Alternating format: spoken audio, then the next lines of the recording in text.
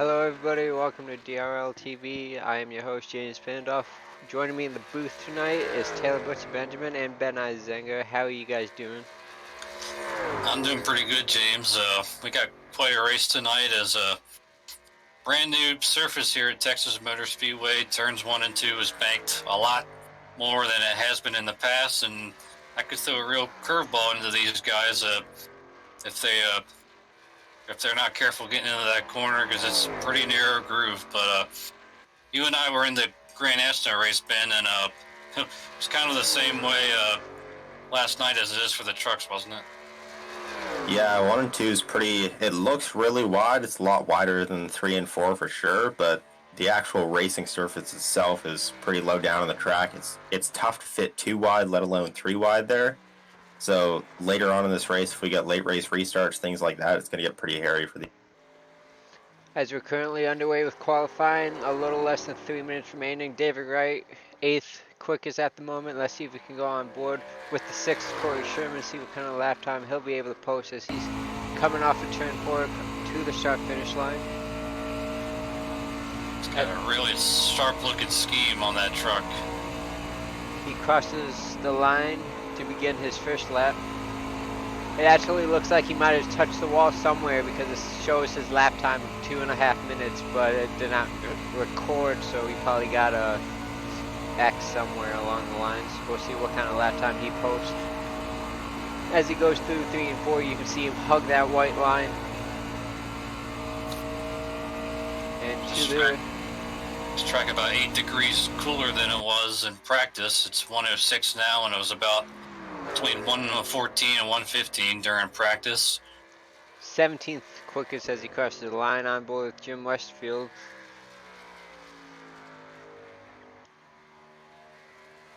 Starting his first qualifying lap of the night. Made his 2020 season debut last week. Had a very solid race, had a shot at winning as well. Right now, Austin Collins and Jared Rogers, they were first and second in practice, and now they're first and second in qualifying, the two teammates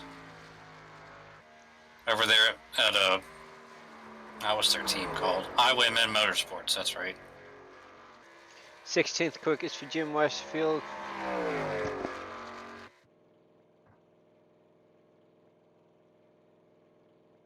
There's a lot of big names starting pretty far back. Like, see Robbie Armstrong, 23rd. Yeah, you saw Marvin Wingfield sitting right before the start finish line. He wants to start in back of this one. As Ronnie Outlaw, one of the last drivers to complete his qualifying effort, currently 28th quickest. We'll see if he can improve at all coming off of turn 4 now. Saw a little bit of a bobble there in the middle of the corner. As he crossed the start finish line, he sets a lap time of a 30.191, good enough for 20th. 23 seconds left in qualifying. Marvin Wingfield, the only driver yet to cross the start finish line. See Steven Sims there in 11th, ran the Grand National race last night and got a solid top 10, but his internet's been kind of giving him some trouble tonight, as right now his ping is above 1,000. So he's already said during practice that he'll try his best to not be a nuisance to anybody, but that's got to be tough. As the qualifying is over, and Austin Collins is our pole sitter for tonight. Let's see if we can grab him real quick. And his teammate alongside him, so Highwayman Motorsports taking the front row tonight at Texas. Hey, Austin Collins, it's Taylor, James, and Ben in the booth. You got a copy? Yeah, I hear you. That's a pretty solid Q lap you put up there, as well as in practice. Of course, this track is new surface. Looks like you're adapting to it pretty well. What do you think are the keys for tonight? Biggest thing is that 1 and 2, just getting it down to the bottom. Longer run, you can save a little bit of tire, but just making sure you hit the bottom in 1 and 2, because 3 and 4 is flat out. So that's about it, really. Now, I've heard word from a few drivers that it's going to be really close because, of course, this is a 100-lap race, and they said it's going to be really marginal and iffy to get to lap 50. Have you been able to run that far, and do you think you can make it that far? I don't know. Probably not if I'm out front. I know for a fact you probably couldn't. So, I mean, some of those guys in the back might be able to with the draft, but I don't think if I'm out front, I don't think I will be. Well, it's definitely going to be interesting what we see. Wish you the best of luck tonight, and we'll talk to you later on. Yep, take care, y'all.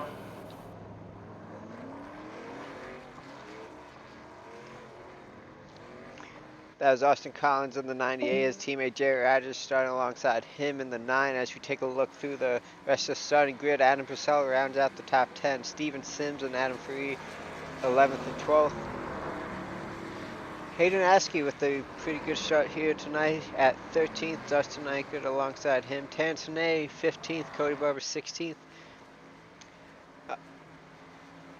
17th belongs to Dave Lindahl. Ted Emmenizer alongside him in 18th. Cydarius Jackson, he's been having some strong runs lately. He's starting near the back in 19th. Brent Kincott 21st. David Wright 22nd. As we take a look through the rest of the grid, guys, any names you are surprised to see either in the front or at the back at the start of this one? I mean, I am surprised to see Robbie Armstrong back in 23rd, given how strong he's, actually 24th, given how strong he's run the last few times we've been here. Was up front for quite a bit of the races, excuse me, last year and the year before, but see what he can do from the back of the field as we're ready to go green with the Highwaymen Motorsports teammates on the front row. Pace cars off in the 98's on the gas. We are going green here at Texas. Great start for those two drivers. Oh, Richard Springer. Oh, hard in the wall, bounces back in the track. That's going to collect a bunch of trucks. Yeah, Cydarius Jackson involved in the inside. We're going to see if we can see that. Man, what in the world could have happened there? I clipped the grass a little bit. That just shot him right back into the racetrack. So, winner of 3 of the first 7 races, including the last 2, wasn't able to complete a lap here. As you see in the replay, he just loses it and ends up going to the inside wall. And then you see those other drivers get collected alongside him.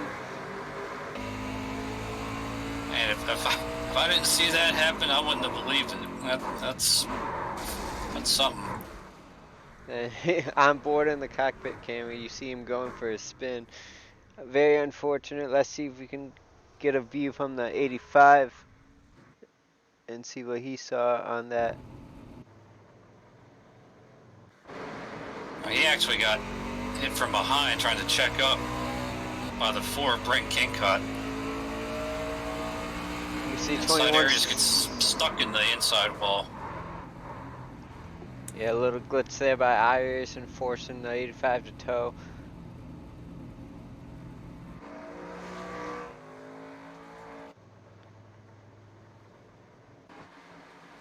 As we come back to the live feed, you see the pace car bringing them down to turn 1. Should be the 2-go signal.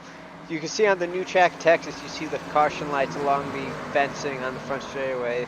That's a new feature Texas Motor Speedway added, and we get to see that here with this new repave iRacing has given us. So guys, we talk. Go on, Bernard. We talk a lot about this new track, the new scan with all the new tire models and all that. So what do you think that really brings to this race? Because obviously turn 3 and 4, it's pretty well wide open, just like the old track. So what do you think really changes it for these guys throughout this one? I think the key is going to be saving the tires. It's with being wide open through 3 and 4, it's definitely going to be interesting to see who's going to be pushing it throughout the fuel run and who's going to be saving a little bit of tires and maybe stretch the life out of them as we get closer to the end. Try to make it a one-stop race versus a two.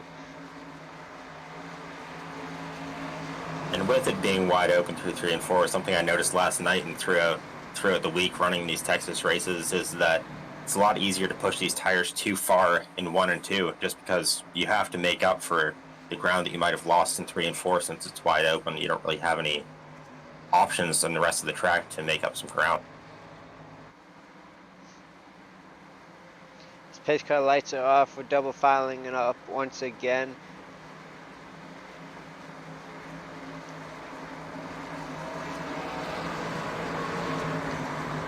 Well, just like last week, guys, we had a caution on the very first lap at Homestead, and then we went caution-free the rest of the way. You think we're going to see the same thing here tonight? Yeah, that's a good point, but those guys were used to Homestead Miami Speedway. Although this situation, I guess it didn't matter what kind of configuration of the track, given that Springer clipped the grass, but I might be expecting a few more cautions. These guys trying to feel each other out, and of course, a lot of these guys are going to be trying to force their way to the bottom of the track to not get hung out in that outer groove. So that might cause some issues as well. But hopefully, these guys can get it together a little bit as we're about to restart this race here on lap 4. Some free bonus points there for Austin Collins, leading the first couple laps without really having to do much. And he gets a nice restart once again. I'm sure Jarrett Rogers, as soon as he crosses that start-finish line, will drop to the bottom.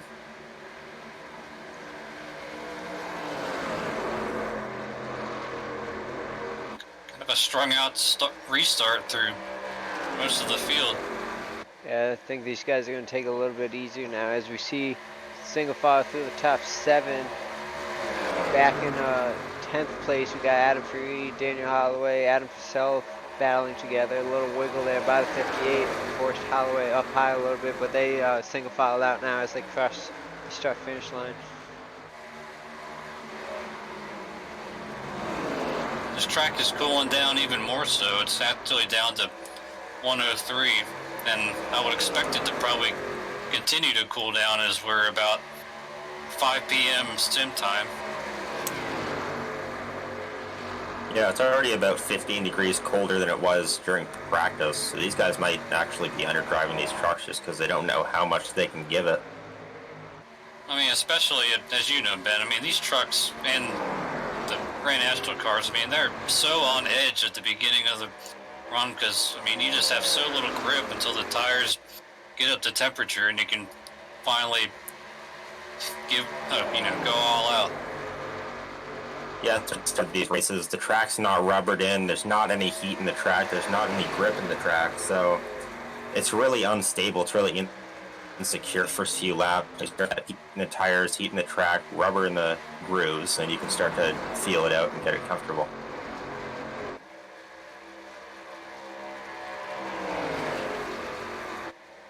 See Adam Purcell make a pass there on Corey Sherman. Adam's shown a lot of speed these last couple weeks on these 1.5-mile tracks at Atlanta and Homestead, but misfortunes while running up front has cost him a good finish both times, so hopefully Tony can put that behind him. Battle for the lead, Jarrett Rogers all over the back bumper of his teammate Austin Collins. Then right behind them in the 31 is Patrick Cowgill.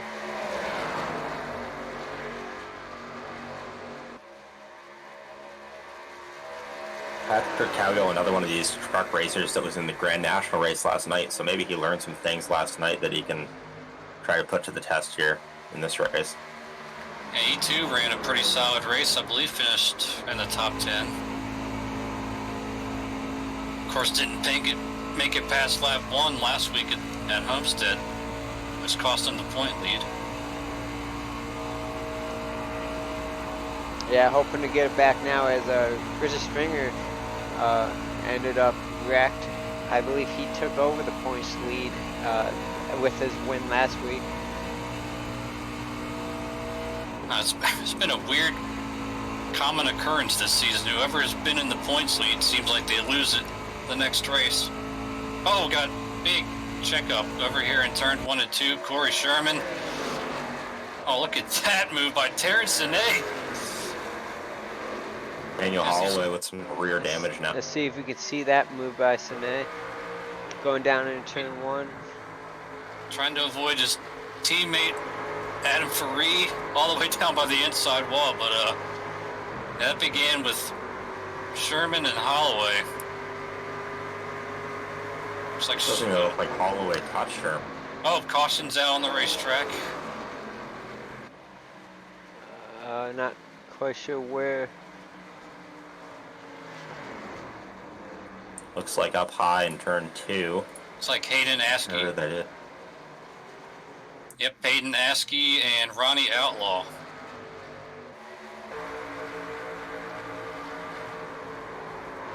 It's like the 51. It's like they're just fighting over the same piece of track. Yeah, and that's something that we saw last night. We saw throughout the week. These guys, it's a lot easier to drive it in further when you're on the bottom. You have to check up a little bit sooner on top just so you can get the car turned. So there's a lot of dive bombing going on and things like that just happen. The guy on the top will wash up a little bit, or the guy on the top will come down, or yeah, and they just end up fighting over the same piece of real estate. Yeah, it's definitely a close call. The 16 looks like he was trying to get down to the bottom so he can make that arc through 1 and 2, and the 51 just had that more speed, and he was already on the bottom trying to protect his bottom lane.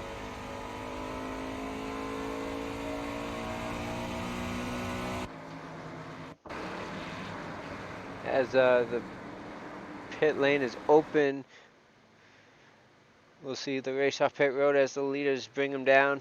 Austin Collins leading them all. I don't believe anybody stayed out. As you see the pace car go through the screen and nobody behind him, so indeed all 30 plus drivers have decided to pit. And this certainly is helping the guys, although we do see some strategy. Looks like Patrick Cowgill wins it off pit lane.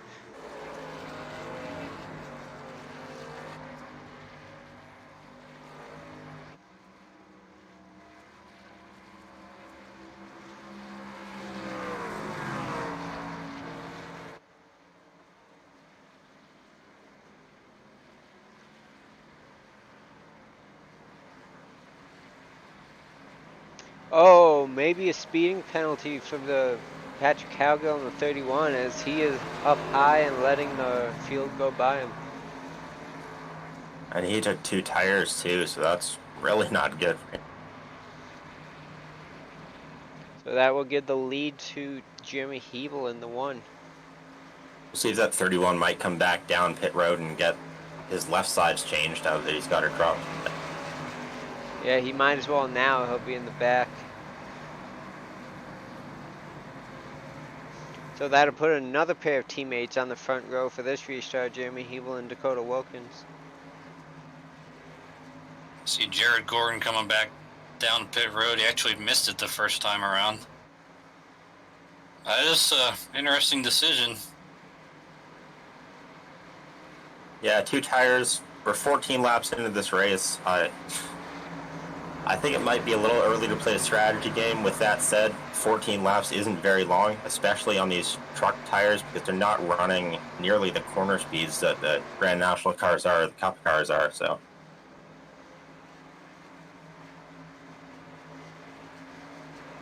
I guess if now would be a good time to see if it works or not, instead of later on when it matters most. It's too bad for Patrick Cowgill because he actually won the race off pit road, but I believe sped on exit. So he's going to be starting tail end Charlie for this restart.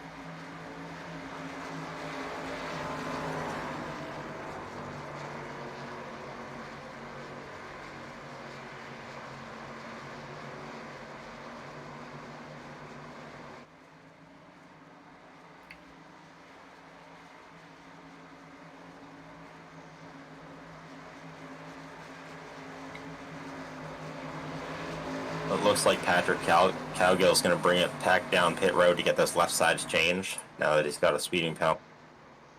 Yeah, it makes, I mean, no reason not to if you're back there. I mean, it would have got him to the lead with the 2 tires, but yeah, now that you're back there, you might as well just come get 4. Yeah, it's really unfortunate that happened because he had a pretty good shot at leading a few laps here, getting some bonus points for himself. I mean, he was in 3rd place at the time of that caution, so he was running up front anyway. But the lights are out atop the pace car, and we're going to try this again. Carnage in the early laps here at Texas, kind of not unexpected, if you ask me. Yeah, I mean, with these really tight lanes, especially when there's no rubber down, I know I keep saying that, but it really does matter a lot.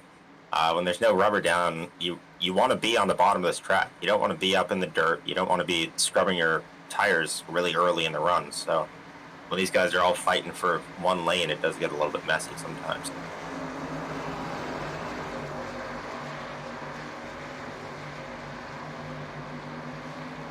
Jeremy Abel, he's used to being up front and leading these DRL truck races.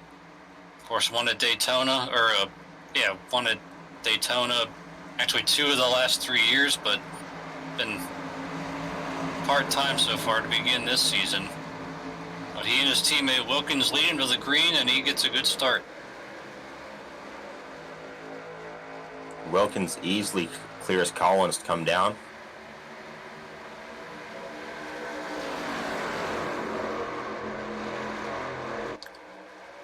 Again, these guys trying to fight for that bottom groove. Jarrett Rogers crosses over Jim Westerfield. He's in the bottom of the 35 going into turn 3. Looks like he's going to clear him coming out of the front stretch.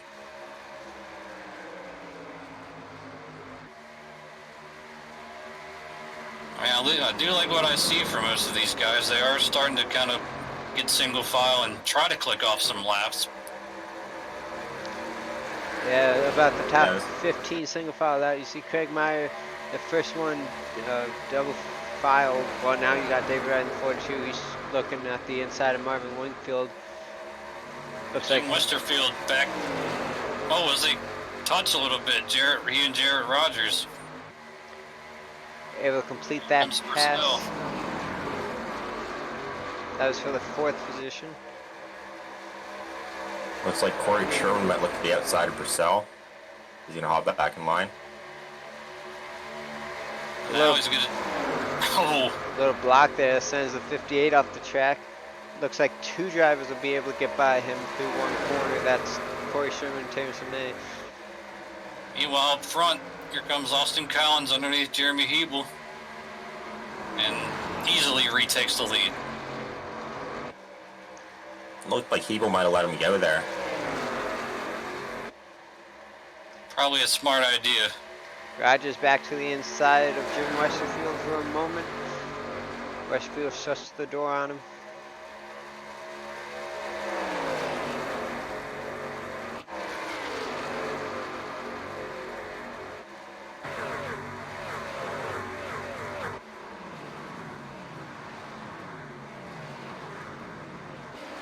Jarrett Rogers really closes the gap on Westerfield that time in turn 2. They're both going to look to the bottom of Dakota Wilkins. They basically look like they were tandem bump drafting right there, as they're going to kick Wilkins to the high side and drop him back to 5th.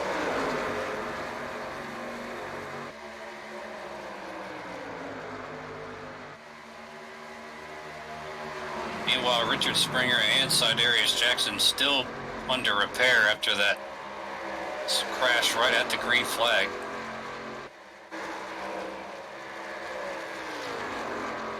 Right now, 31 trucks on the lead lap. Jared Gordon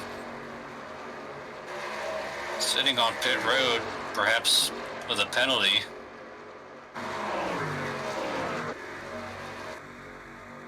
He's gone 2 laps down now.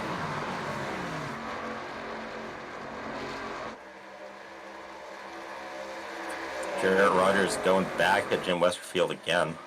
Yeah, it's a great battle. And behind him, Sherman and Wilkins. Sherman to the inside of Wilkins. They're 3 and 4. It's going to make that pass clear. And Westerfield to the inside. Yeah, Westerfield again. He's going to be able to clear him and take that second spot as Jarrett Rogers is now to the inside of People. A lot of jostling in the middle of the field between Marvin Wingfield, David Wright, and a few of these other cars, trucks. Dustin Eichert up in the top dozen.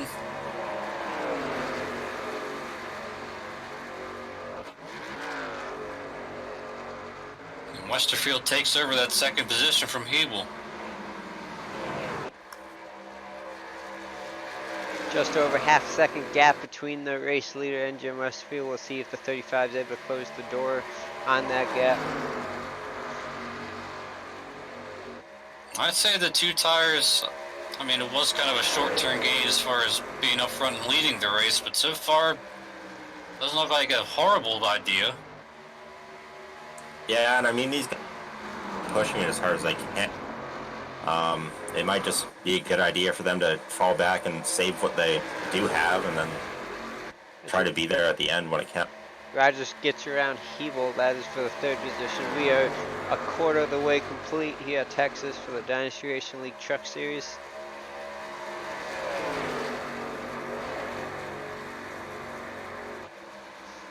Looks like these guys have all settled in finally after a couple early cautions.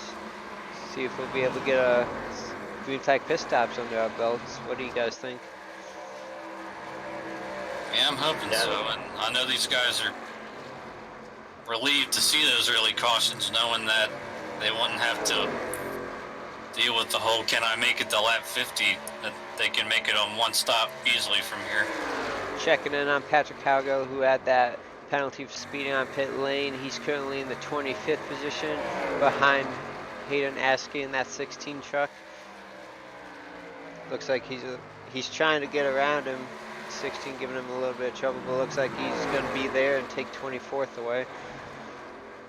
You know, he's got to be really frustrated right now. And he looks like he's driving that truck really easy, really taking it easy on his equipment there, and trying to save it for when he gets up front. Eventually through all these slower guys. I mean, he's definitely proved that he's got a lot of speed here. It's just, I mean, it'll take him all race long to get back up there, so just might as well just be methodical of where you pass guys and not push the issue too hard.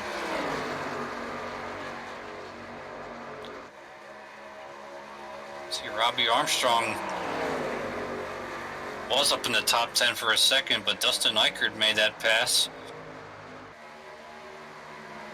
David Lindahl has some rear end damage. I believe that came from the earlier deal.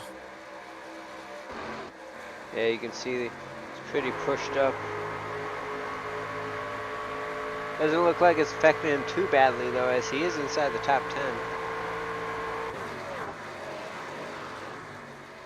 Looks like Jarrett Rogers is closing back in on Jim Westerfield for the second position. And behind him, Sherman underneath Hebel for the fourth position. To the inside as Caution Westerfield is goes out. high. Got a wreck. Enter in turn 1 on the front stretch.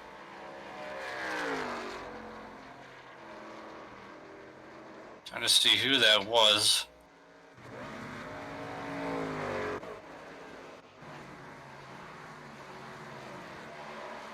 Looks like Andrew York.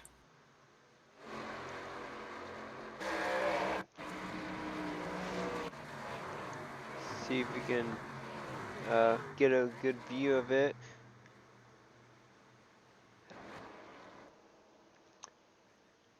Having a little bit of trouble. iRacing is glitchy. Yeah, I'm having some issues with mine. You can Yeah, see me too. a lot of front end damage on his truck though. Let's take a rear chase view of that. First time we've seen Andrew York in this series for about 2 years. Certainly was hoping for a better result in his return. Austin Collins going to lead all these cars down pit road once again.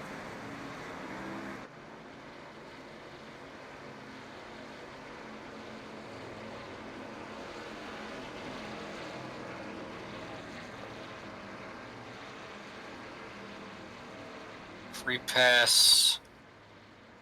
See who that'll go to.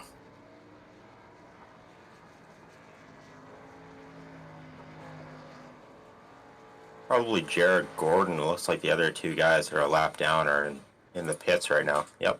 So he's going to pass Pink. And Austin Collins in first, out first, but a mad scramble off pit road for about 3rd through 6th right there.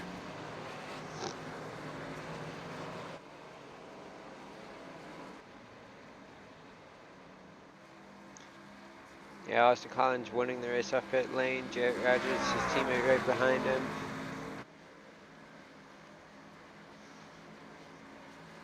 Looks like, if my scoring is correct, it looks like Steven Sims is currently the race leader.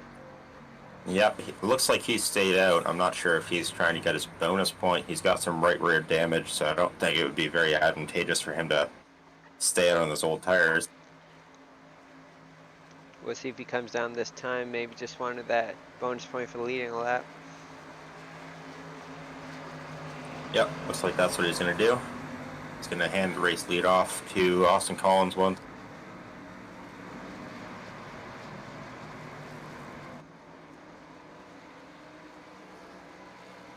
So according to some of the race chatter, sounds like Brent Kingcott was the first to hit the wall, and Andrew York got in the back of him.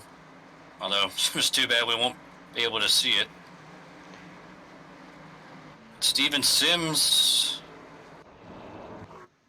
that's what it was. He stayed out to try to lead a lap and couldn't quite make it, so he came back in a second time. He's got some right rear damage, as well as that super high ping.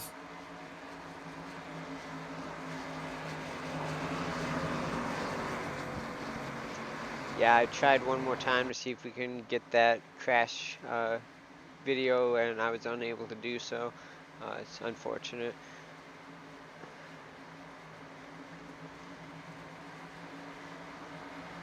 Let's see if we can pull in the driver real quick before we go back green. Yeah, Jim Westerfield, you got a copy, buddy? It's the guys at the booth. Yes, sir. Well, it's good to see you back in the Dynasty Racing League. Of course, I had a solid return last week at Homestead with the top 5 and running pretty strong right now. How's the track feel out there? Track feels really good. The longer we ran there, it's starting to loosen it up a little bit, and I was starting to adjust to that, and that's why I kind of came out a little bit farther back here on this pit stop. But yeah, feels like a good track here. Hopefully we can get a lot of grip and get back up front. So are you saying you feel like you're better on the longer run, or is you better on the shorter run? Longer run. Hopefully we can get one in here before then. Yep, hopefully we see that as well, and looks like you guys are doubling up, so we'll put you back down then. Good luck. All right, thank you. Good to be back. Yep, good to have you back.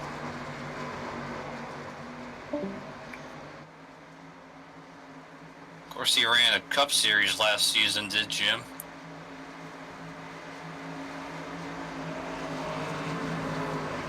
I'm excited to see what he does for the rest of this race. We saw he was really starting to pick up speed near the end of that run, so I'm excited to see where he...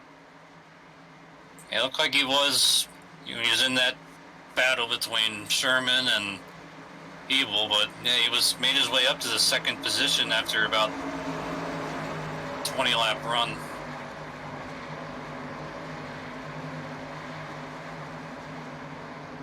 Austin Collins has been nailing it on these restarts so far. Let's see if he gets another one of those.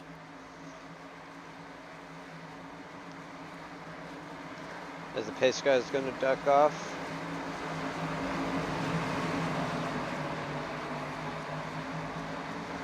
And green flag is back out here at Texas. Great restart there for Austin Collins and his teammate Jerry Rogers. They bring it down into turns 1 and 2. I'm sure they gave each other. I'm sure they gave each other a bit of a countdown, knowing that they're our teammates. And Rogers, he doesn't look satisfied to run behind his teammate. He looks like he wants to lead. Gave it a look. Tucked in back behind him. And Corey Sherman is falling back a little bit. Gave up a few positions on that restart. Currently back in 6th. As the top 15 have filed out since that restart.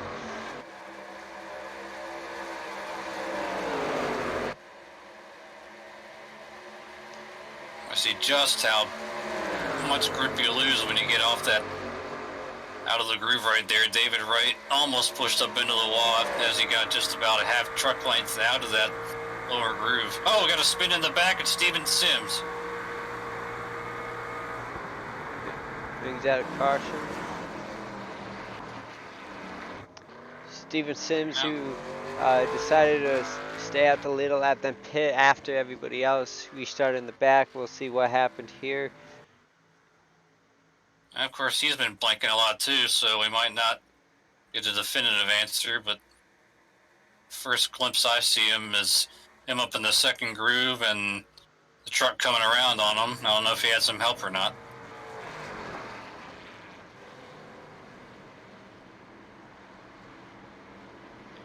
Looks like Adam Faria is disconnected.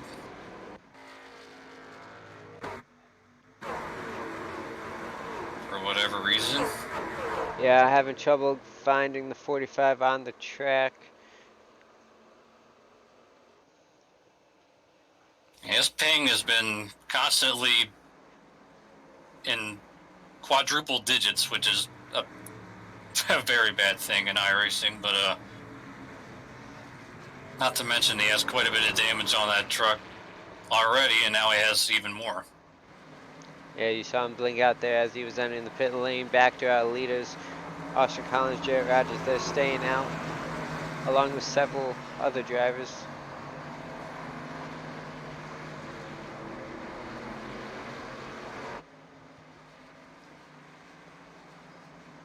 Looks like Holloway, the first one off pit road.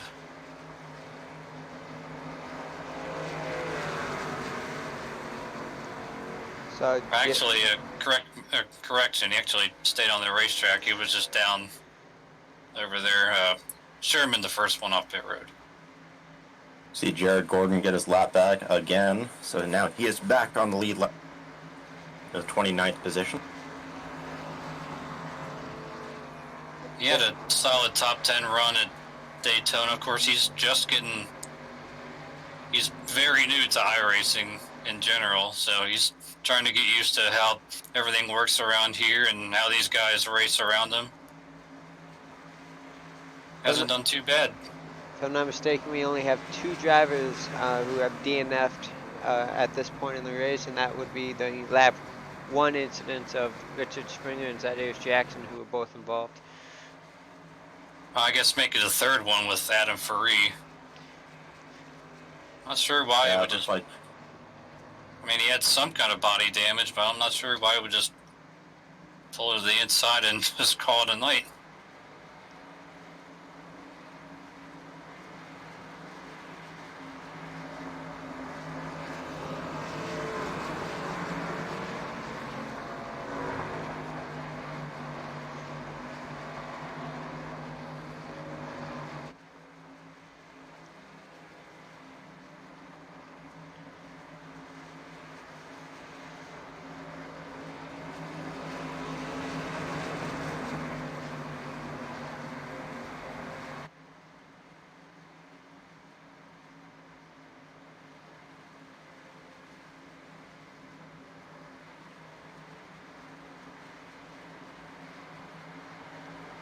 Stevenson is back on pit lane as the field should be getting the 1 to go signal.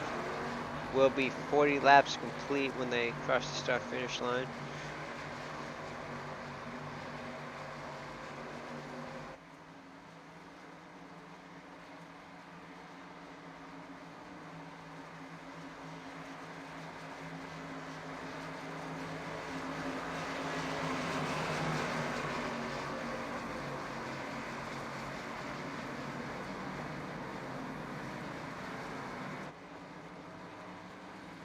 and these guys are going to double it up as they get the one to go. Say teammates in rows 1 and 2.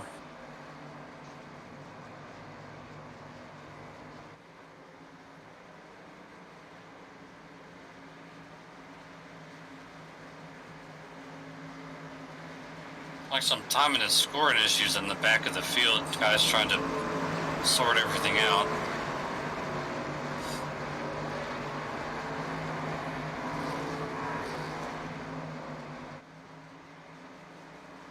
Looks like they've got it figured out now. They're all doubled up and ready to go.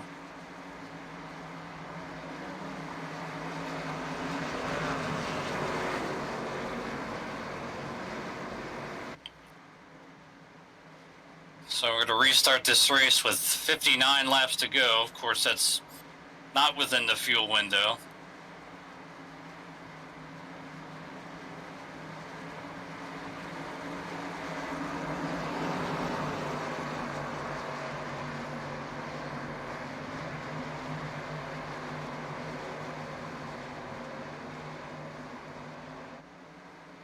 See what happens on this restart again with the two teammates. They've been controlling everything up to this point.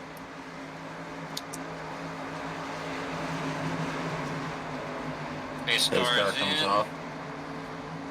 Waits a little longer this time, but gets another good start, although Hebel got a better one than Rogers. Yeah, Hebel gonna take advantage of that. Going down into turn 1, he's gonna have that preferred line. Might be able to clear the 9. Looks like he will. Dakota Wilkins is gonna stick his nose through the inside of Jerry Rogers as well.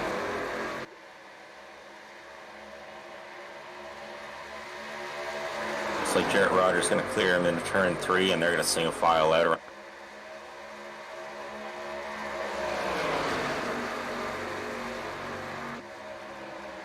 Yeah, looks like Hebel getting into turn 1 actually got in there a little bit hard and wasn't all the way on the white line, but that kind of played to his benefit because it put Rogers up there in the without as much grip, although Rogers was able to fall back in line.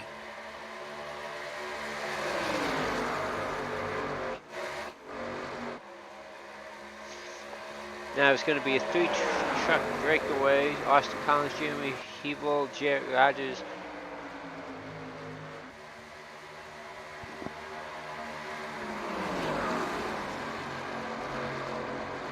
See the Scott Griswold truck on pit road. 6 laps down. Yeah, Scott Griswold making his Dynasty Racing debut tonight here at Texas. Quite sure what's going on there. Up at the front, Hebel not letting Austin Collins get away. He is actually trying to dive underneath them, but not quite enough room. Jarrett Rogers looking to the outside, no. To the inside, maybe? Into turn Does 3. he have the room? He kind of forces his way in, and Hebel gives him enough space to make it work. Evil's not going to give him an inch in the middle of that turn, though. He pinched him all the way down. Evil's going to fall back to third position. Robbie Armstrong has charged through this field from 24th starting position up to 7th as we have another caution. Be our 5th one of the night. Looked like Jared Gordon was up on the fence in turn 1.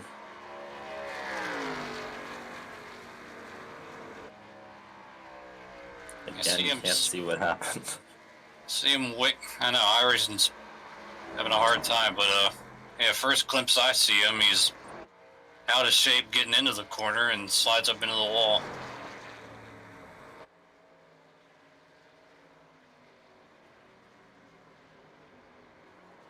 Not too much damage, but apparently enough to bring out a caution.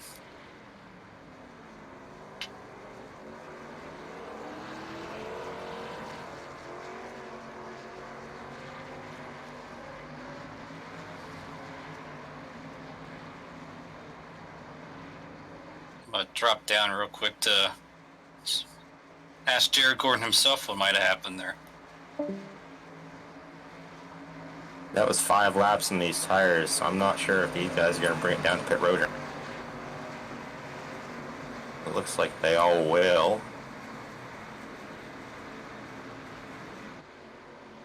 Austin Collins leads every truck in this field down.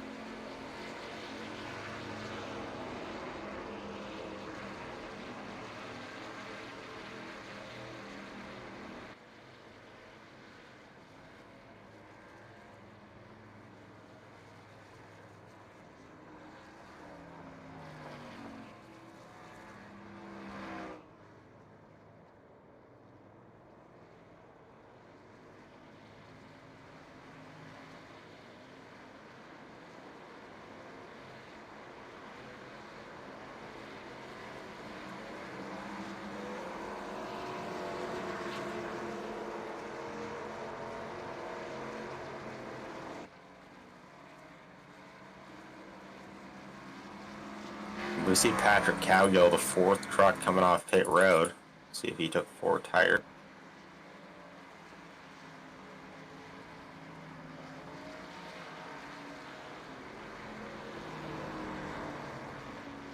No, so the 31 truck on only 2 tires. He did gain back some of that position that he lost with the speeding penalty last time around.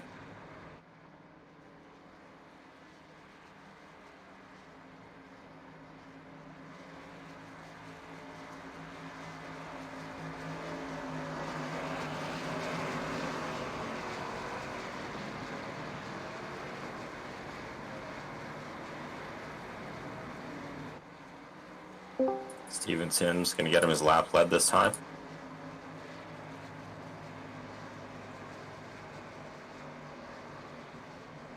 He actually didn't get it the first time around when he tried to stay out the first time. Of course, that truck is pretty well used up anyway.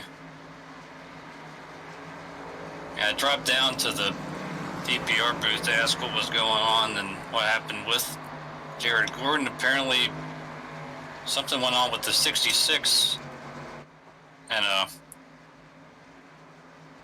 brought that incident on.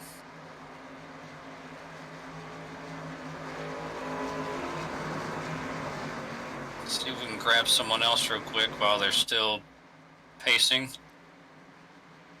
Hey, David Lindahl, you got a copy, buddy? Yes, I do. So, we saw you got some rear end damage from that incident earlier with the 51 truck, but doesn't seem to be slowing you down. And you made a nice charge through the field from 17th up into the top half dozen. How's it going out there so far? It's going pretty good. The rear end damage was just a light touch, only about 12 seconds of repair, so it has not affected me hardly at all.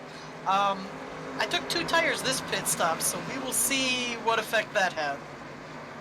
Yeah, we saw, excuse me, we saw the leaders, Hebel and Wilkins, when they were up there, they were able to maintain it a little bit for a few laps, so be interesting to see what happens. But looks like you're coming to 1 to green, so we'll put you back down and good luck the rest of the way. Thank you.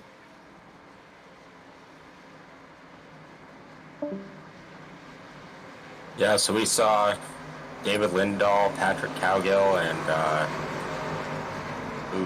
I think that was it. Those were the only guys that took 2 tires that time, so we'll see if they can hang on like Hebel did and Wilkins did the last time they tried that. Patrick Cowgill made up a lot of the spots that he lost with his speeding penalty. It looks like this is going to be a real make or break decision based on what happens going forward with those 2 tires.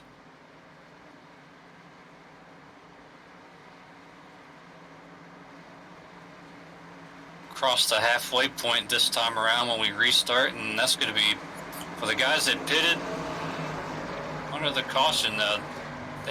It'll be really close to see if they can go all the way, but obviously the guys at the front definitely won't be able to make it on fuel. Although they're probably betting based on how this race has been going that we haven't seen the last caution. Pace car's down onto pit road, and there goes the 98 of Collins again with another grid start. Jared Rogers really close to changing lanes there, but it looks like he caught himself before he actually did it. Patrick Cowgill losing the 4th position to Cody Wilkins right off the start there. Further back, Jim Westerfield on the outside of Dave Lindahl. Boy, Dustin Eichert nearly lost it in front of Dustin Jones through 1 and 2 that time, and he's dropping way to the back out of 11th place. Crosses the line in 16th. But he definitely had his hands full there. See Corey Sherman in the 6th, back behind Hayden Askew. We'll see if he'll be able to get himself back inside that top 10. Well, the two guys with 2 tires are side by side. Cowgill up the racetrack, Lindahl under him, and Purcell is trying to follow through. Little bottle up there is good. 35 had to get off the throttle.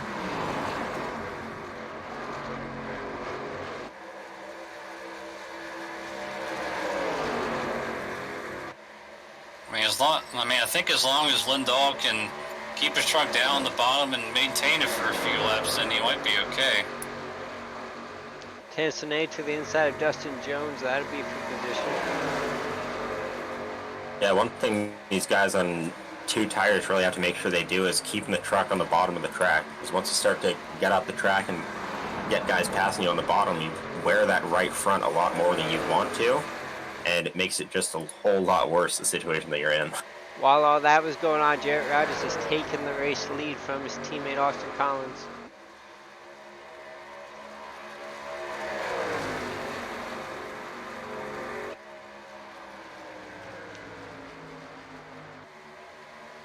Right now it's the Highwaymen team against FMS team, 1st and 2nd and 3rd and 4th. And they've kind of broken away from the rest of the field as Lindahl is kind of getting swallowed up a little with those 2 tires as Purcell completes that pass. Westerfield gets Holloway.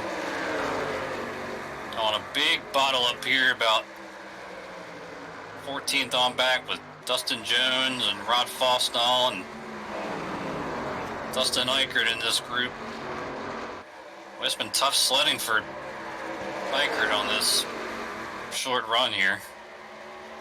3 wide, David Lindahl, Patrick Cowgill, and Daniel Holloway as they go down in turn 3. This might get dicey. Oh, there they go. They're into each other. Cowgill around. I'll go around. Westerfield did a great job as well as everybody else to not run into Cowgill, but the caution is out for the 6th time today. A few go in the grass, but a great job these guys. We'll go, we will be able to show you this one, so on board with 31 and Patrick Cowgill. We'll see how this happens. 88 hits the white line and goes up the track. That gives the 31 a bit of a run going down the backstretch. Patrick Cowgill to the inside. Daniel Holloway with a great run as well. He's to the inside of 31, makes it 3 wide. And 31 just ended up going up the track a little bit into the 88. Jim Westerfield, what a maneuver, able to get around him. It looked like he was headed right for 31's door, but he made a great move to see if you can see that from on board the 35. We'll see how all this goes down the backstretch. Well, right now, Patrick Cowgill a little unhappy with Daniel Holloway for making it 3 wide, but actually it looks like there's the contact off the actually it looks like the 88 comes down a little bit. And he's able to get right around him. That was a great piece of driving by Jim Westerfield. We saw the 8 truck absolutely pile drive. I think that's the 32 truck, Terrence Ney. Now I'm looking at Westerfield. He actually did contact the left rear of Cowgill's truck, but the damage didn't really show up on the 35 truck. But yeah, you had that regardless, truck down really nicely. It could have been and should have been a lot worse given where they were in the field. It looks like contact further back was pretty limited with people slowing down to avoid the wreck, so that's good. Rod Fosnaw staying out to get himself a lap leadless.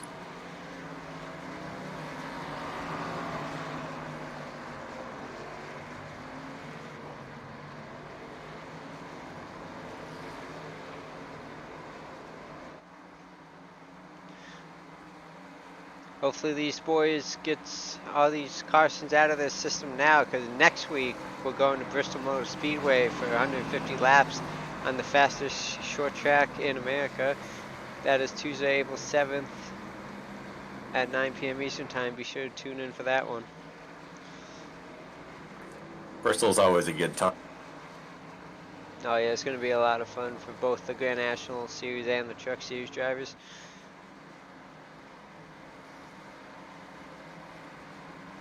Well, the damage to Terrence and Ace truck is enough to cause him to retire from the event. Yeah, and it looked like the 8 truck probably had his radiator knocked out. He had a very, very, very heavy front end impact into the rear end of that 32 truck. So we'll see if he's able to do it. Going to be on board with the 32 so we can see exactly what happened here.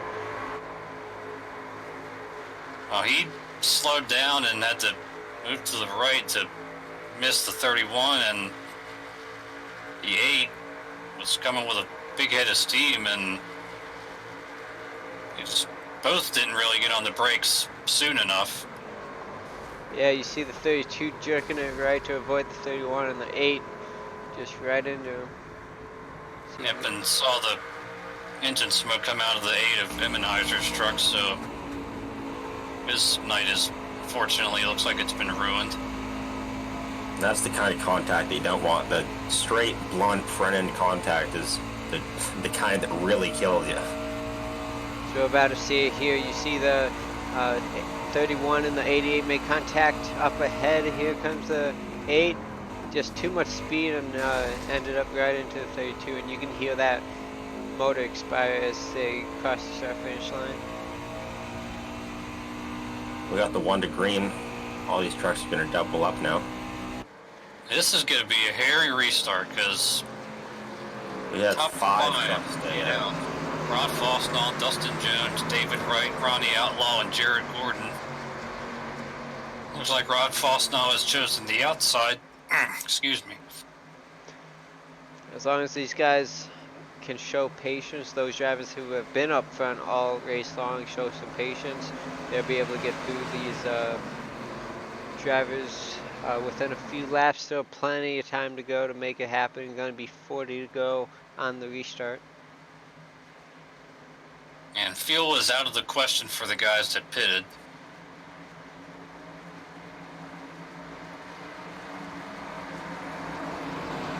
And even the guys that didn't pit, I think they're pretty well good to go because of this caution.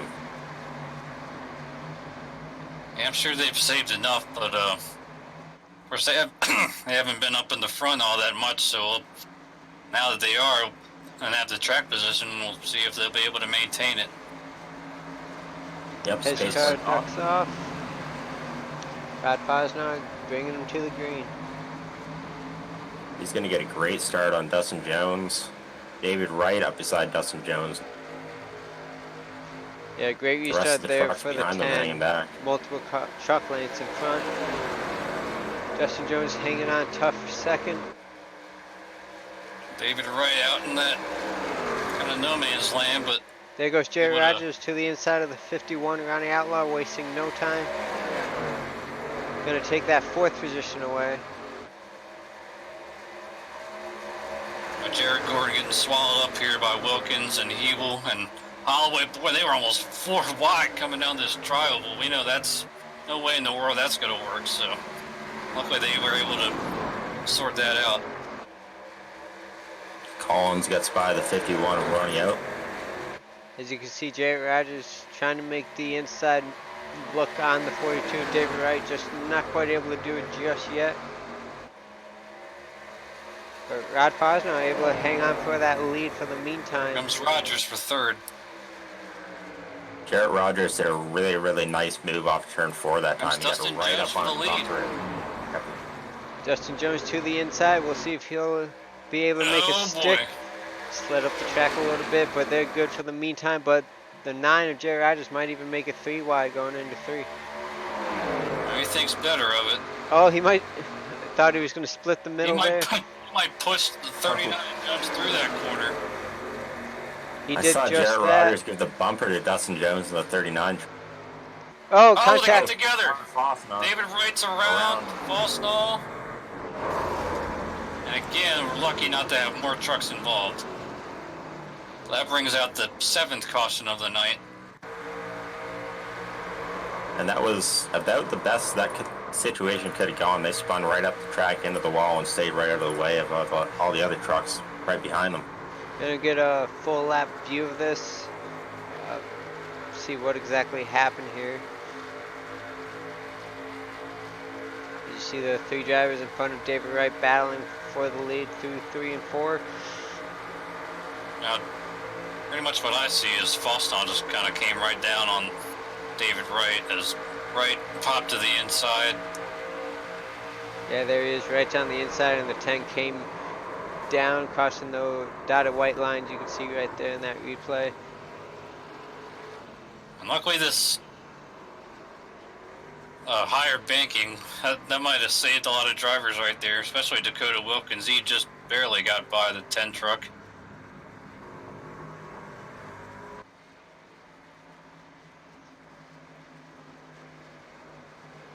Yeah, and that's a tough situation for Rod Fosnaugh. I mean, that's a tough spot on the track to have someone go inside of you. It's really a late move, and there's nothing David Wright did wrong. It's a perfect time to make that move. It's a tough time for Rod Fosnaugh to react. And we saw a similar incident like that last night with Evan Rice and Ryan Hesgard, almost the exact same kind of situation. Although more cars were involved last night, but it's just a tough spot. It's a tough spot on this racetrack to race side by side like that.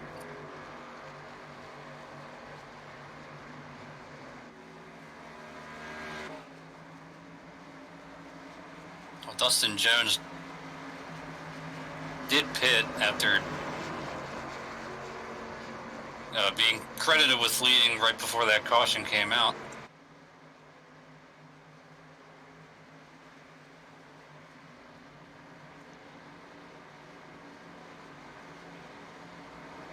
And we saw David Wright with some heavy front-end damage with a pretty head-on incident with Rod Fosnaugh, so we'll see if he's able to continue here.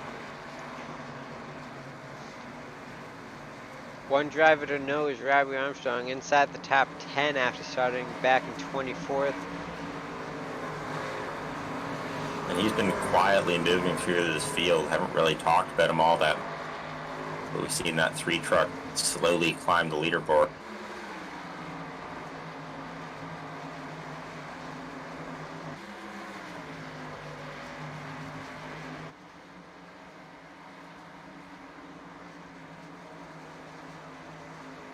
Now let's see if we can bring someone else in here. I know I'd like to talk to you right now.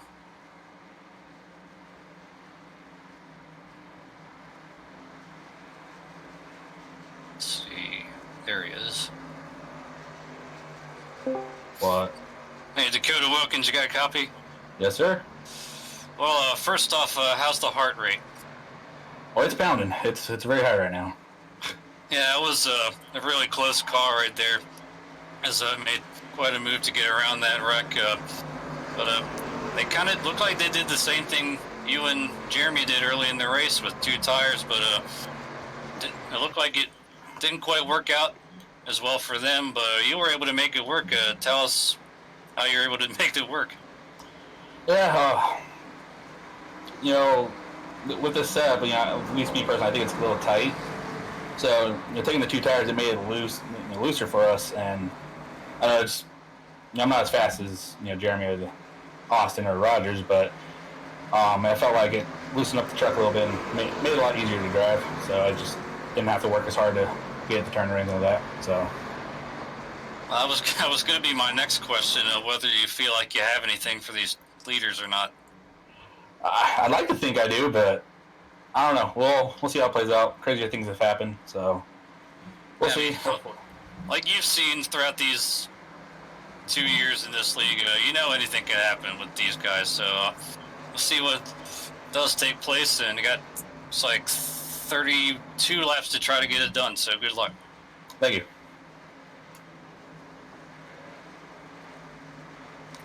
Yeah, Dakota Wilkins has definitely had his fair share of ups and downs as a part of this league. Pace car lights are out. These trucks are getting ready to go back racing. Gonna have just over 30 laps left in this one.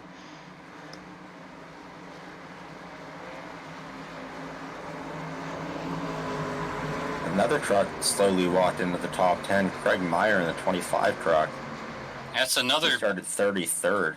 That's a teammate too, Wilkins and Hebel, and yeah, he's done a nice job of slowly, methodically dodging trouble and keeping that truck in one piece. And same with Marvin Wingfield. He's started in the same row as Meyer. Started 34th, and he's up in the top 10 as well.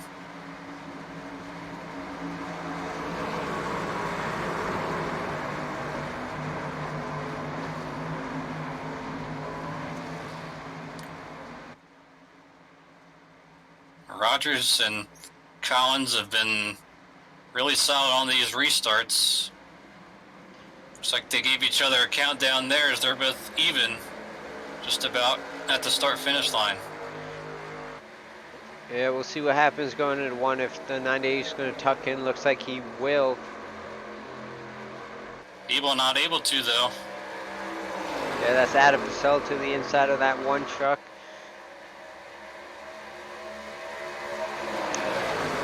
As he's going to stay to the inside of him going down into turn 3 and 4. Might be able to clear him off the corner. Looks like he will. And Daniel Holloway going to stick his front end to the inside, but not for long as the one's able to clear him.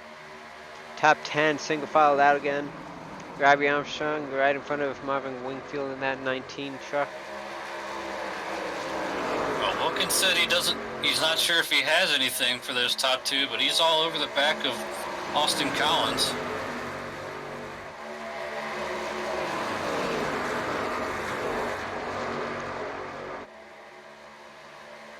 At the very least, he can at least follow behind him and learn where they might be beating him.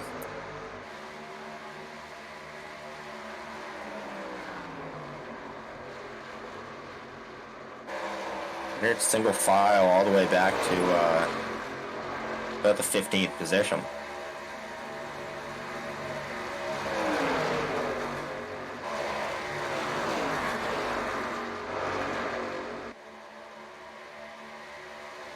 Yeah, Corey Sherman's all over the tailgate of Patrick Cowgill. That'll be for the 12th position.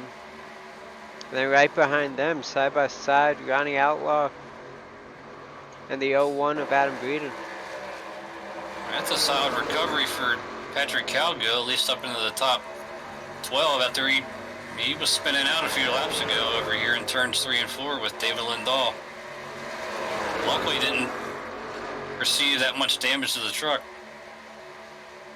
He had a very up and down night. Started pretty well in third, and he had a speeding penalty, and then had that little incident. Now he's walking back up through the field again. Yeah, and that speeding penalty happened as he was going to assume the lead as he took 2 tires.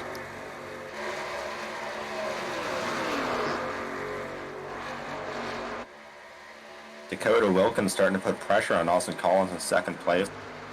Yeah, this is good up at the front. Yeah, 3-truck battle. We'll see if that'll open the door for Adam Purcell to add his name to the mix. With Jeremy Hebel trying to get to the inside of him, we'll see if he'll be able to do it down into turn 3. Not quite able to.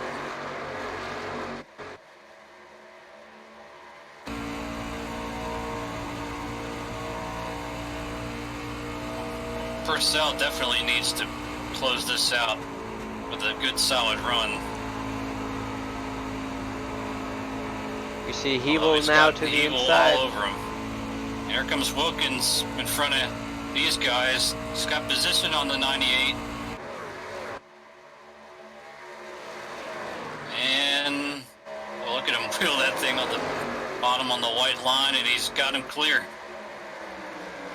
So like Austin Collins might look to the bottom. Now he's going to let Adam Purcell still to the top. Yeah, Holloway able to get around him, and Westerfield back in the mix. Rogers pulls the same move that Wilkins pulled on him. Late into turn 3 there, and takes it back.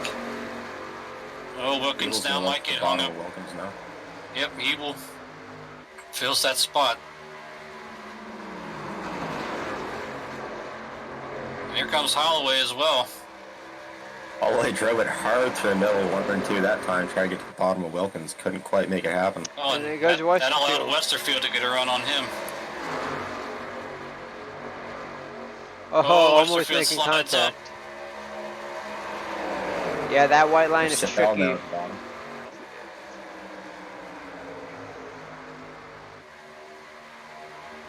Westerfield able to clear him, putting himself in the top 5 position.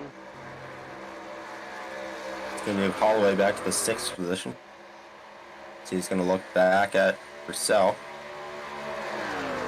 This truck's coming up on the slow truck of David Wright. I'm sure David knows what's going on behind him, and he'll stay high out of the way. It's another benefit of the higher banking here in Texas. You have lap trucks that are damaged and slow like this. They have more room to try to stay up high out of the way.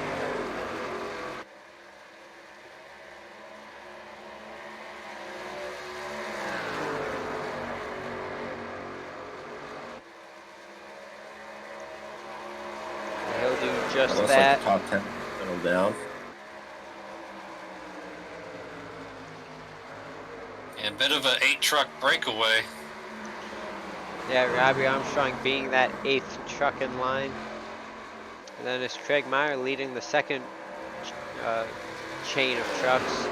Him, Patrick Cowgill, Dustin Eicher, Corey Sherman, and the 19 of Marvin Wingfield.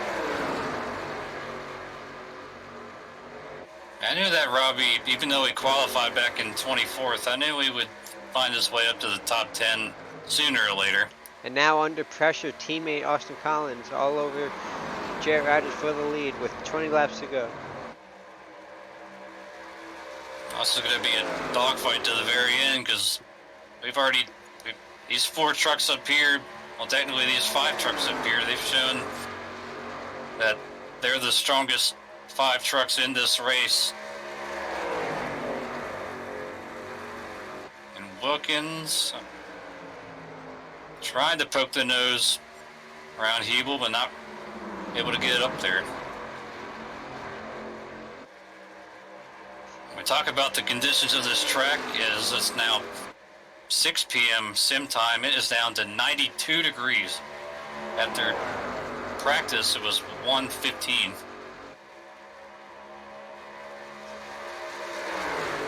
Collins really beating on the back bumper of Jarrett Rogers in the 9 truck.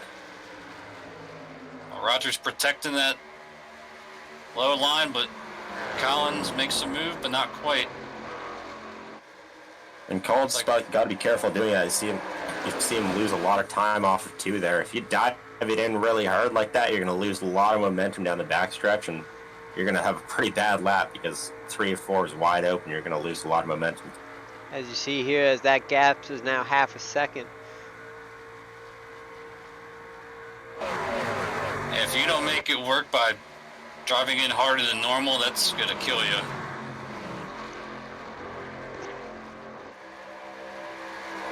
Collins is going to look to make up that time again. Take another shot at Jarrett Rogers. I mean, he's still plenty close enough. He just, I'm sure, took note that the last move he made probably wasn't the best idea.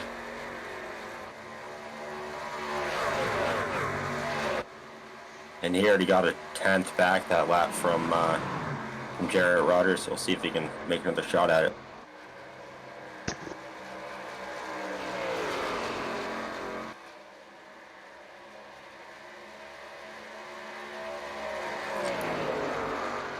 Adam Purcell just got around his teammate Daniel Holloway for 6th place.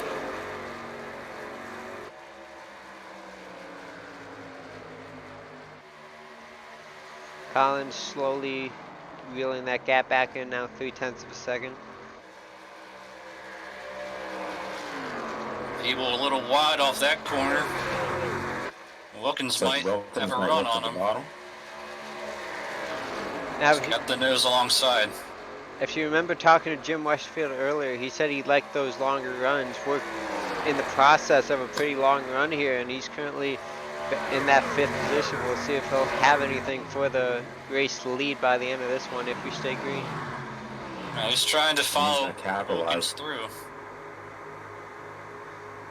Well, if he's got anything for these leaders, he's got to go now and show the long run speed that he feels like he has.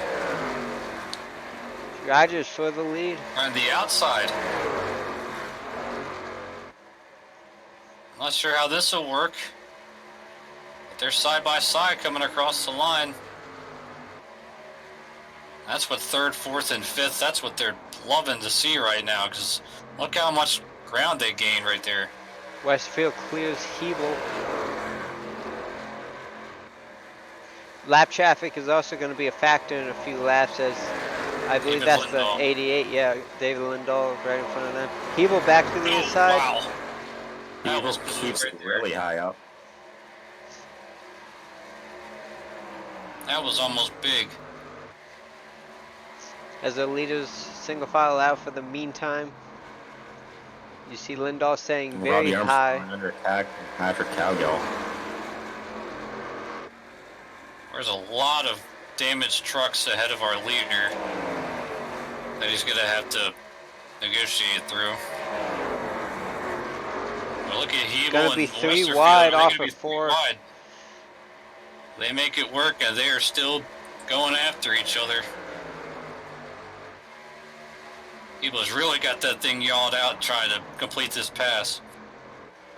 And Purcell and Holloway have caught these guys now that they've been racing as hard as they are. And the teammates showing a little block going halfway down the back straightaway is the 9 of Jerry Rogers blocking his teammate.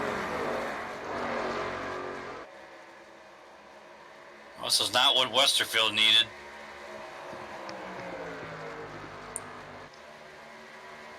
We have 10 laps Hebel's to go. in here into the one. Now Adam Purcell to the inside of Jim Westerfield. I wonder if Jim might have used his stuff up a little bit with Jostle in there with Hebel.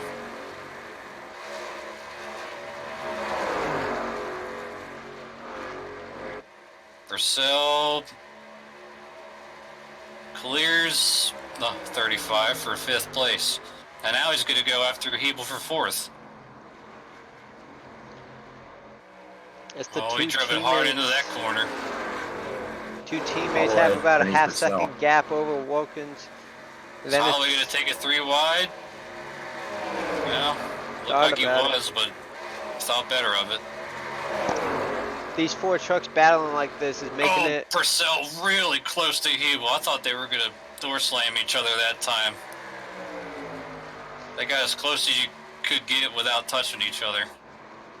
With no caution, it's going to be a 3-truck race to the end. With Wilkins barely hanging on to the front 2. Westerfield finally gets himself down to the bottom. He's Yeah. trying to stick his nose under Hebel. It's going to make it work. Hebel really pinched him down. Yeah. That was quite a job by Westerfield to get that truck turned through the center and stay off the one truck. Yeah, Hebel and Westerfield have really been going at it. It's been hard racing, but it's been clean racing. I'm not sure what went on with Marvin Wingfield, but he made a stop under green from 11th place, perhaps needing a splash of fuel, so Yeah, his pit time was 2.5 seconds. Oscar Collins back to his teammate Jarrett Rogers. We have 5.5 laps to go. So how long into the is- wall oh, in the back. Daniel Holloway. Smack that outside wall. yeah, he hit it pretty hard. You can see the damage he got. Looks like he got into the dirty air of Hebel's truck. Yeah, a lot of right front damage. That's going to open the door for Patrick Cowgill to take 7th place away. Oh, into the I grass. didn't give him much room there. Now up front with these teammates, as Wilkins looks like he's not quite able to stay with them. They're going to catch some lap cars, so we'll see if those guys come into play. You've got Jared Gordon, or Sidarius Jackson rather, and William Wingfield right in front of them, as they're now 4 laps to go.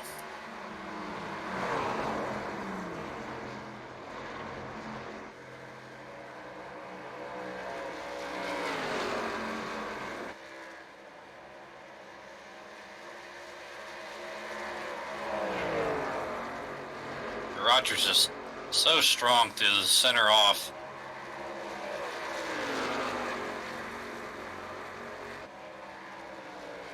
It's time by 3 laps to go. Both of these drivers looking for their first win of the 2020 season, and this win will potentially lock themselves into the playoffs. Sadir is doing a great job moving out of the way.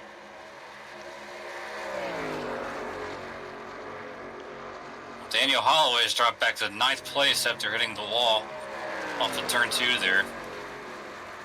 2 laps to go. If they can make it around one more time without a caution, the race will be official. I'm not sure Rogers or Collins is close enough to Rogers, unless Jared makes a mistake.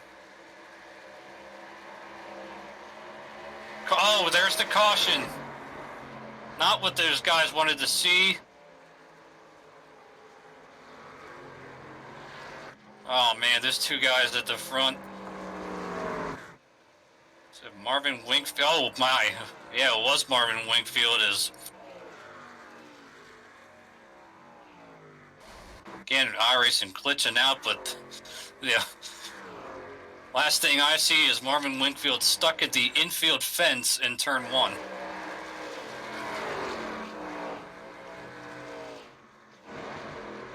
Trying to watch it. You see the 19 behind the 16. We'll see if we'll be able to see what happened.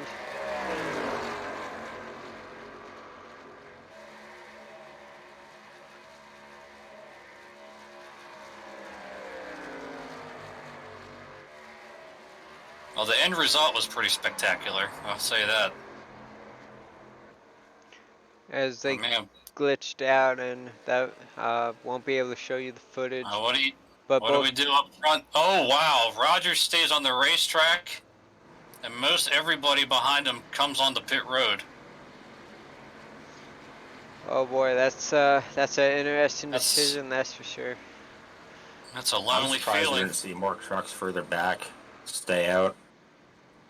Try to get at least a better finishing position than what they had, but Yeah. see if anyone takes 2. Jarrett Rogers is on 43 lap old tires, so I'm surprised he would stay out with that many laps on him. Well, I mean, that's the thing when you're the leader in this situation. You're kind of a sitting duck. They'll just do the opposite of what you do. Dakota Wilkins taking 2. He's the first truck out. And he was able to make it work early on. So at least, Jeremy yeah, at least he and Ebel, they both have at least some experience on what these 2 tires feel like. Looks like Dustin Nykert also took 2, maybe.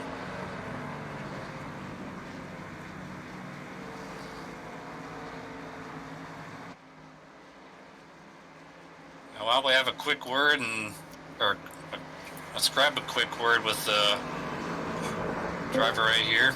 Hey, Jeremy Hebel, you got a copy, sir? Sure do. Well, that caution sure changed everything right there. How about the decision by you and Wilkins to go with 2 tires, and it might benefit you given that Rogers stayed out. Yeah, it's going to be a gamble one way or another, but figured we gotta do what we gotta do here to get the best finish, and a lot of things could play into this. We don't know if we're gonna make it around to complete all these laps or whatnot. So I'm not running for points, so it's not a I'm willing to gamble because I don't really have much to lose. But Dakota decided he was going to go ahead and gamble too, so I guess we'll see how it shakes out for us. So, and you're starting on the outside. Do you think you're at a disadvantage on this restart, especially if Jared starts on the inside? That means that you'd have to start behind the 51. So, would you rather be on the inside than the outside? Yeah, I think I would. So it's all going to depend on how this restart works here. If I can get down to the bottom, we'll probably be pretty good. But if I can't, definitely going to have my work cut out for me. Well, all I can say is it's going to be exciting regardless, but it might get hairy at the same time. So we'll put you back down, and good luck here. All right, thanks. So Jared Rogers and Ronnie Outlaw are going to gamble and stay on the racetrack for a green-white checker finish. And remember, we get 3 attempts at this. That is correct. 3 attempts. Attempt number 1 coming up. The pace car light should be going out. Jared Rogers, Ronnie Outlaw on these older tires. Ronnie Outlaw is actually on 8-lap fresher tires than Jared Rogers. I don't know if that'll really make any difference as both drivers are over 35 laps on their tires. And then you got the fresh tires of Dakota Wilkins, Jeremy Hebel, Austin Collins, Jim Westerfield. I'm interested to see how Dakota Wilkins can do. He was telling us earlier about how he liked a looser truck and he felt like 2 tires gave him that. So that might just be playing to his advantage on this short 2-lap stint. And I'd imagine he'd be able to get past the 9 truck and the 51 truck pretty easily. So we'll see if he can hold off the faster trucks. But we'll see how he can manage these slower guys too. I'm sure that he is definitely enjoying the fact that he's on the inside for this restart. Unlike his teammate, but we know anything can happen here.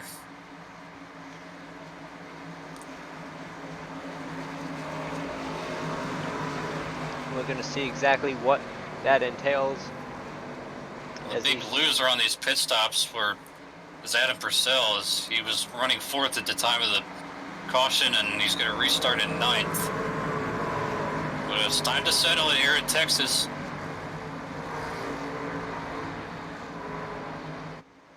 Three miles, 2 laps in a green and white checkered shootout here as the pace car pulls off, and Jared Rogers goes immediately. Might need to double check, make sure the pace car had crossed the line when he started to take off, as Ronnie Outlaw is getting bullied behind him. He's able to hold on for second for now, but we'll see if Dakota Wilkins can do anything, as Hebel might have that advantage. Oh, crash in the back. Oh, hard crash. Bunch of trucks. Holloway's involved. 18 of Andrew York. I believe he hit the hardest. Yeah, we're on board with Andrew York. See what exactly had Robbie happened. Armstrong got damage. Oh, Holloway was on the apron. That's what started all of it. And then heavy impact. Holloway got turned, yeah. After he got onto the apron, he got turned and just spun around like a pinball. Took multiple trucks. See that one more time. Jones couldn't stay off of him. Calgill got damaged. Boy, just a big chain reaction. Yeah, but that all started with Holloway. Well, I don't know if he. Looks like he started to break loose, but the truck in front of him looks like it was Corey Sherman, maybe. One of those Toyotas was a Lincoln in front of him. I don't know if that distracted him at all, or. On board with Dustin Jones. You see, just Holloway goes right down below that white line, and Dustin Jones just nowhere to go. Ends up hitting him. Yeah, his truck does look really sideways going down there. I noticed something on these new tires in these trucks. They if you drive it in just a little bit too hard, the truck can snap a little bit sideways. So maybe that's what happened. He just gave it a little bit too much gas going into the turn, didn't let off soon enough, and the truck kind of snapped around on him. I mean, definitely can't fault Dustin Jones on that one, as he was definitely trying to stay off of him. And I mentioned Corey Sherman blinking in front of him. He is actually lagged out. That's very unfortunate, coming to the very near end of this race to lag out. It's very unfortunate for Corey Sherman. Especially because he had worked his way from the very back up into the top 10 and could have been on his way to another solid finish. But it won't happen now. Well, Jay, what do you think of that restart? That looked very interesting. yeah, if Jerry Rogers and Ronnie Outlaw can survive that 2 more times, they might end up finishing first or second as they managed to survive that first one. We'll see what Jeremy Hebel and Dakota Wilkins will do differently on this coming restart to see if they can get around both the 51 and the 9 more efficiently.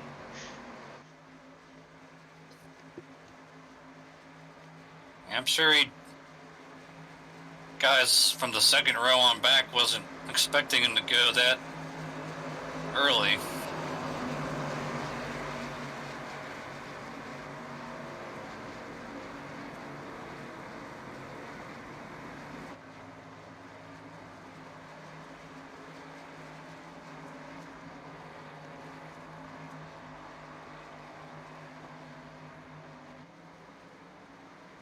Well, it's amazing to me. It seemed like every time Jared Rogers is in a position to win a race or at least contend for it, seems like it's always nail-biting in a way.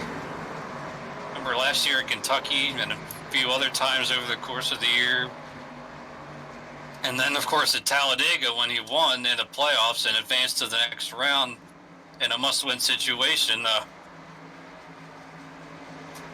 Literally made the pass right at the last second.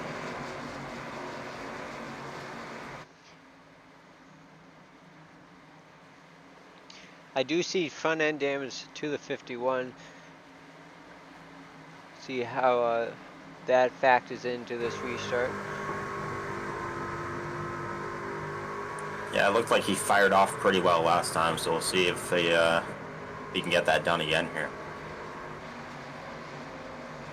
Well, the 2 FMS trucks actually have switched positions. This time it'll be Hebel on the inside and Wilkins on the outside. And the 51 truck does the same thing this time. This might play into the hands of Dakota Wilkins. We saw the 51 kind of blocking that bottom lane, so definitely held the 44 truck back last time.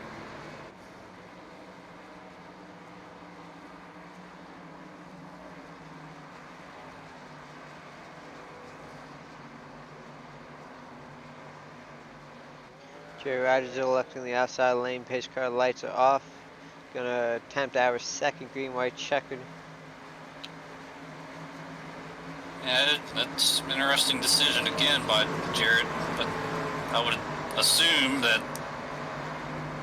Well, I think that's just another telltale sign that he'll probably go pretty early, because I'm sure he'll want that bottom groove getting down into turn 1. Yeah, and this might just be a plan of have that bottom lane blocked off so that everyone's got to pass the 51 on the top, and he can basically set a roadblock there for everyone. Yeah, that's what I was thinking. Just kind of use that 51 as a bit of a pick for Hebel and Collins. And as long as that 9 truck can fire off fast enough and clear the 51 into the first turn, he's working that plane out perfectly. If he can't pull that off, then he's certainly...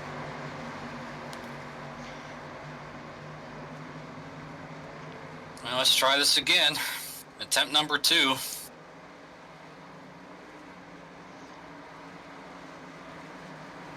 What will we see this time as pace car ducks off? And there's Jarrett going really early. The 51 spins the tires. Wilkins clears the bottom lane by a lot. And that really... Oh, another spin in the back of the field. A truck through the grass. No caution. People beating on the back bumper of the 51 Ronnie up. Oh, Outlaw not giving it up. People getting held up. 3 wide, they might And- make Oh. contact. So far, so good. Eagle's going to keep it together. It looks like they're going to make it to the white flag. They somehow Well, do. Can he run down Jarrett Rogers in one more lap? Evil putting the bump to the 51, sends him way up the track. Racetrack. Eagle also way up the racetrack. They're going to go 3 wide down the backstrap. Now here comes Wilkins. He's got to run. Not sure if he's close enough, but Rogers, a little bit of a bobble. Wilkins, It's big going to be a run, close well finish. Oh, Wilkins to the outside. Rogers clips the grass, and Jarrett Rogers wins at Texas. Boy, what a gutsy call to stay out on 40-some lap old tires. And Jim Westerfield comes out of nowhere, takes 3rd place. Wow, wild finish here at That Texas. 35 truck restarted 6th.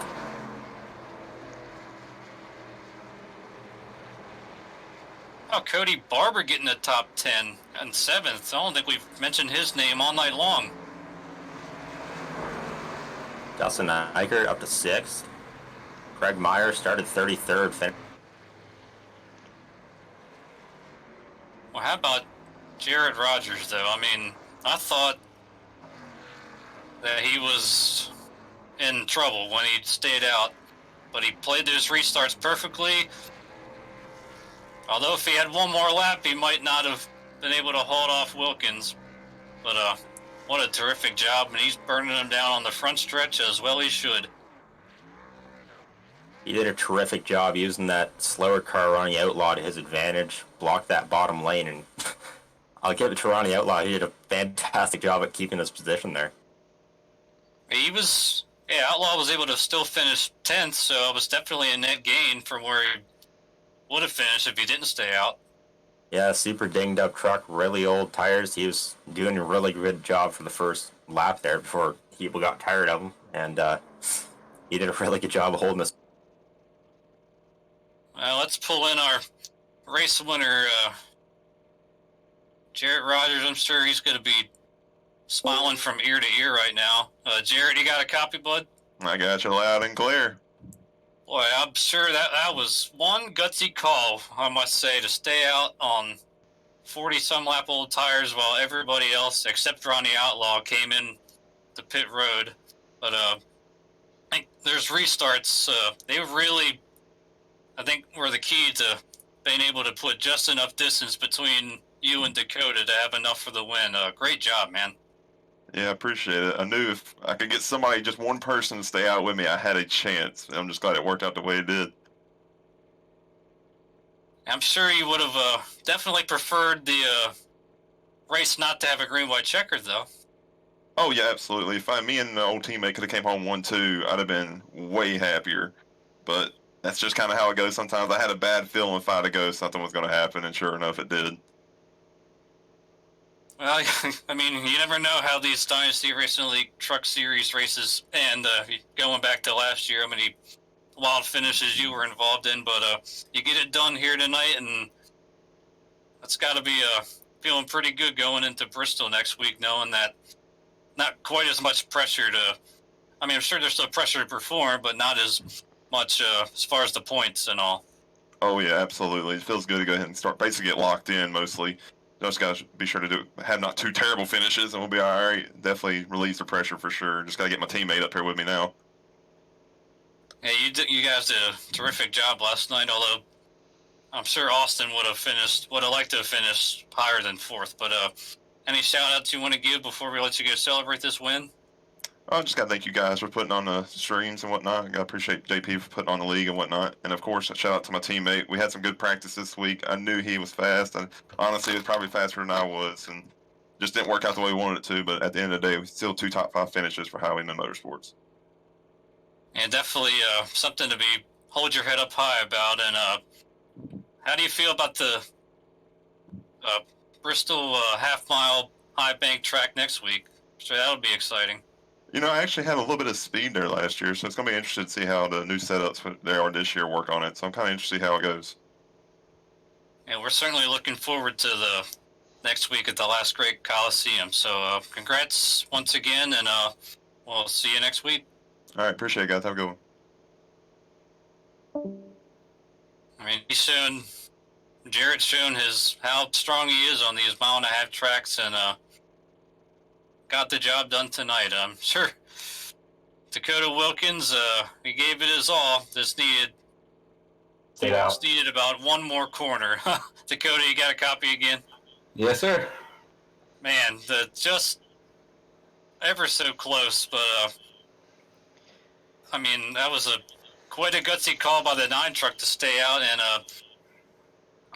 I thought you honestly had the advantage given how you had taken 2 tires earlier in the race and knew how that felt, but just so close from getting the win tonight. Yeah, I figured Jarrett would have been fine staying out. I knew Ronnie, he was going to be a sitting duck since he couldn't control the restart and all that. And with how the first restart went when they were on old tires, I saw the outside line kit kind of stacked up. I was like, I hope Jarrett starts on the outside, and thankfully he did. Otherwise, you'd be talking to Jeremy, not me right now. Yeah, that whole deal on the first green-white checkered, I thought it was going to play to your disadvantage, but with Jarrett taking the top on the second attempt, it actually helped you out quite a bit there. Yeah, definitely. I was able to go exactly when he went, and didn't have to worry about another car, trying to figure out when he would go and stacking up the field. So definitely worked out for me in the end, and congrats to Jarrett. He's a good guy, and him and Austin, we work well together. So if I couldn't win it, if one of my teammates couldn't win it, I was happy to one of them won it. Well, pretty solid night overall for FMS. As I know he got kicked back to 8th, but Craig Meyer comes home in 9th as well. Got any shout-outs you want to give? Yeah, you guys for doing the broadcast. JP, DRL is a great league. I love it. And my teammates, Craig, Jeremy, Jay, Dougie, those guys are great, and we come out here, have fun, and all that stuff. Everyone in my streams, gonna be saying some weird names because these are their Twitch names, but Mama, Muffin, Pyro, Obsolete, everyone who, is in my chat supporting me and cheering me on. And I didn't get the win, but I got second, so I hope you guys are happy with that, and I love you all. You certainly put on quite a show, and by the way, anyone not on Twitch or is on Twitch and is not following Dakota, type in Day555. Give this man a follow because he certainly puts on some pretty good content when he goes live. But congrats once again, man, and we'll see you next week at Bristol. I think, guys. See you next week. Well, you can certainly understand. I'm sure he definitely wants to be sitting in victory lane right now, and if he just had one more corner, I think he would have done it. But let's go to our 3rd place man. Where is Jim Westerfield?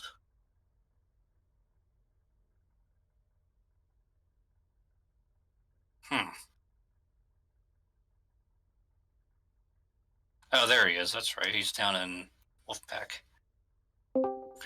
Hey, Jim Westerfield, is Taylor, James, and Ben in the booth? You got us? Yes, I do. Well, you didn't quite get those long runs. You got the one long run at the end there, but kind of got shuffled to the outside. But what a crazy finish there, going from 6th to 3rd on that green-white checkered attempt. Walk us through how that went for you. Yeah, I was worried about that, the 51, I do believe it was, spinning the tires, and that's exactly what happened. I kind of checked up just a little bit, make sure he wasn't coming up in my lane, and then hammer down. I was definitely ready for it, though. And, yeah, definitely didn't get the long runs we wanted tonight, but we made do with what we had. Yeah, it's... with that being said, though, if you didn't get that green-white checkered, you probably would have finished like 6th or 7th, but... pretty solid job overall tonight, keeping the truck in one piece. And next week we go to the Last Great Coliseum at the half mile at Bristol. What do you expect there? Probably not going to keep my truck in one piece. Well, trust me, you definitely won't be the only one. Definitely expecting a lot of beating banging. But hopefully we can get it all together and run a good race there too. Though if it's ran good, that could be a really fun race. So I guarantee that everybody be trying their hardest. Yeah, we're definitely looking forward to it. Got any shout outs you want to give before we let you go celebrate podium finish? Just shout out everybody that watching me. Crystal, Josh, my mom, everybody out there, and always remember, don't shop, adopt. Well, congrats again on a solid third place finish, and good to have you back in the league, and we'll see you next week, bud. Thank you.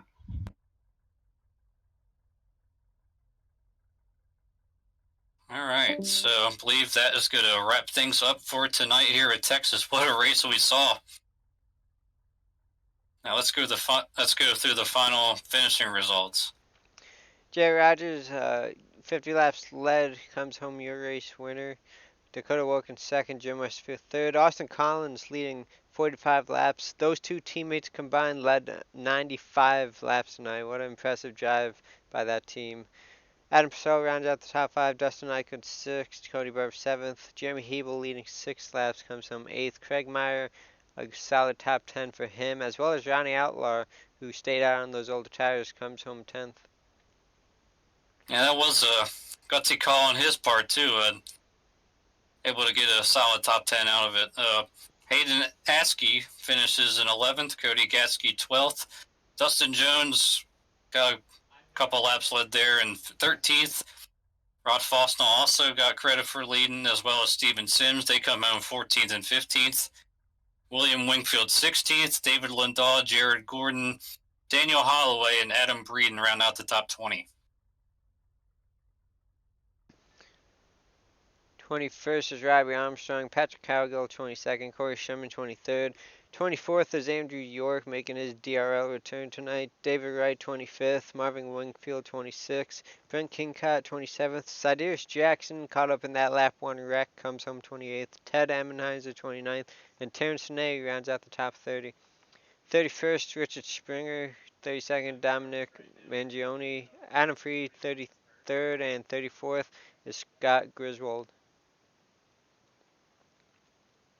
The next race on Dynasty Racing League TV will be the Bristol 200 for the Dynasty Racing League Grand National Series. That's Monday, April 6th at 9 p.m. Eastern Time for 200 laps.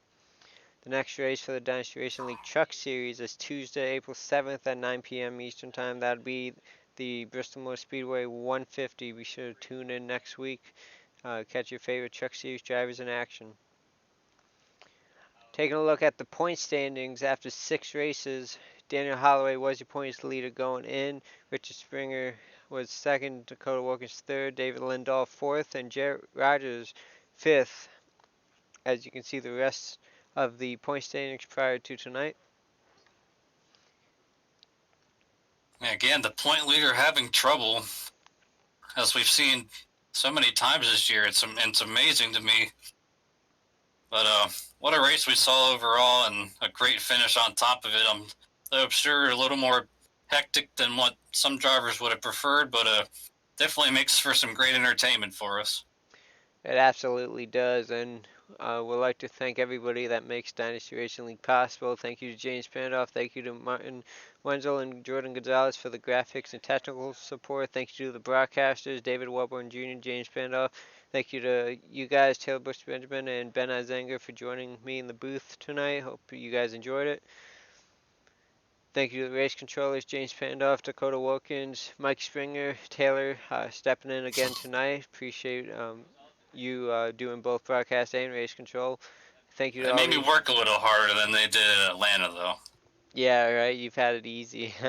Thank you to the rest of the admins, James Pandoff, Getty Buckner, Mike Wenzel, David Warburn Jr. Well, guys, that'll do it here tonight for the Texas Motor Speedway 150. Thank you, everybody, for tuning in. Hope you enjoyed the show. And congrats once again to Jarrett Rogers for coming home with the win. Have a great night, everybody.